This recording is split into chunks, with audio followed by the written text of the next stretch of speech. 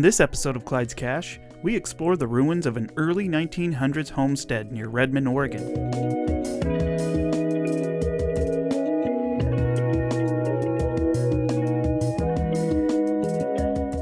Cache in the wall.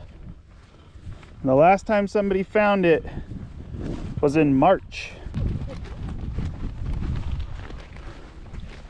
See that wall? Yep. Whoa, look at this. Whoa. There's another one. There's three. Crazy, this is such an old building. It's got a tree growing in it. It's a good place to build a house. Look at that view. I'm gonna come around this way, Clyde, going through there. Oh, I found it! No way. It's right here. Nice. I read that somebody left this here. Free combo meal.